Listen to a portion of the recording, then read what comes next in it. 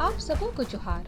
धुमकोड़िया radio के इस अंक में रानी दुर्गावती के बारे में आपको बताएंगी महाराष्ट्र के यवतमाल से सामाजिक कार्यकर्ता एवं साहित्य प्रेमी श्रीमती सुनंदा ताई। 15वीं शताब्दी में मुगल सम्राट अकबर के ध्वज तले मुगल साम्राज्य अपनी जड़ें पूरे भारत में फैला रहा था। बहुत से राजाओं ने उनके सामने घुटने टेक दिए तो बहुतों ने अपने राज्यों को बचाने के लिए डटकर मुकाबला किया। उस समय गढ़मंडला की गोंड रानी दुर्गावती ने अंतिम सांस तक मुगलों को पुरजोर जवाब दिया था। जबलपुर के पास जहां यह ऐतिहासिक युद्ध हुआ था, उस स्थान का नाम है बरेला, जो मंडला रोड पर स्थित है।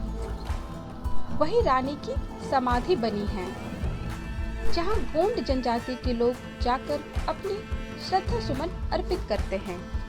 तो आइए अब सुनंदा ताई से सुनते हैं गोंड रानी दुर्गावती की वीर गाथा। मैं सुनंदा बाबाराव मडावी यवतमाल महाराष्ट्र से रानी दुर्गावती पर अपने विचार रखना चाहती हूँ। मध्य प्रदेश के गढ़मंडला भाग में चंदेल घराने में शालिवाहन राजा हो गया। इस राजा को क्षत्रिय राजा समझते।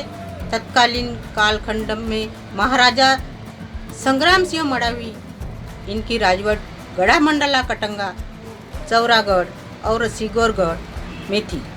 संग्राम सिंह ने दलपतशाह और चंद्रशाह 2 लड़के थे। दलपतशाह बड़ा होने के नाते इस राज्य में उत्तराधिकारी करके विराजमान हुए। ईस्वी सन 1543 उन्होंने प्रशासनों से राज्य कारभार चलाया। उस वक्त दलपतशाह 24 साल के थे।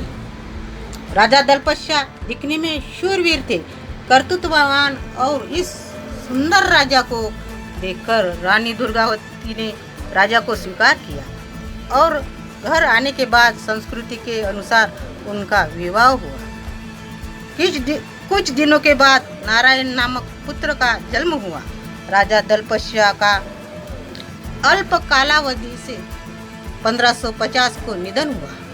राजा दलपतशाह के मृत्यु के बाद रानी दुर्गावती ने अपने 5 साल के नारायण सिंह लड़के को लेकर राज्य कारभार की गादी पर बिठाया और वह खुद राज्य कारभार चला रही थी। पति के निधन के बाद राज्य कारभार को कुशलतापूर्ण तथा पराक्रम से चलाकर विकास कर रही थी। राज्य में धन, अनाज तथा संस्कृति पाकर जनता सुखमय जीवन बिता रही थी। रानी दुर्गावती के काल में स्वर्ण मुद्रा थी। ऐसे सुख संपन्न राज्य कारभार में हो देखकर राजा अकबर शाह की नज़र लग गई। मारवाड़ राज घराने के सूबेदार सुजात खान, इनके पुत्र बेज बहादुर, इन्होंने ईस्वी सन 1556 में मंडल राज्य पर लड़ाई की, लेकिन दुर्गावती के सैन्य से पराभव स्वीकार कर भाग जाना पड़ा। रानी दुर्गावती ने अकबर बादशाह के दरबार में होने वाले बीरबल को अपने दरबार में नौकर न रखते हुए ठुकरा दिया था। बीरबल का अपमान होने से रानी दुर्गावती का राज मुगल राजवट की तरफ होना चाहिए, ऐसा राजा अकबर को बीरबल ने प्रोक्त किया। अकबर भी अपने राज्य का विस्तार करना चाहता था। उसकी नज़र मध्य भारत में वैभव संपन्न गोंडवाना राज्य पर टिकी थी। एक कामगिरी अकबर ने अपने मुगल सूबेदार ख्वाजा अब्दुल जमील आसफ खान, इनके तरफ से जवाबदारी सौंपी थी। ईस्वी सन 1564 में दुर्गावती के राज्य पर सवारी की गई।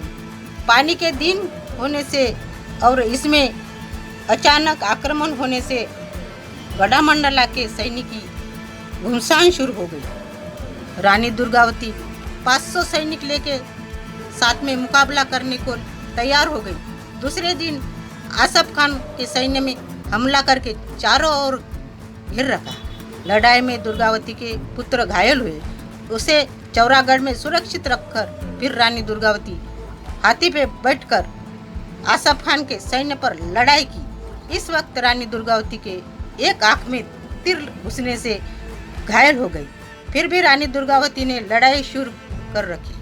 अपनी हार होगी और शत्रु के हाथ में जाना पड़ेगा, ये सोचकर अंत में अपनी कटार निकालकर खुद के पेट में चलाई और अपने राज्य के लिए बलिदान दिया है। यह रानी दुर्गावती अपने साथीदारों से कहा, मेरे मृत्यु के बाद मेरा शरीर शत्रु के हाथ नहीं देना चाहती।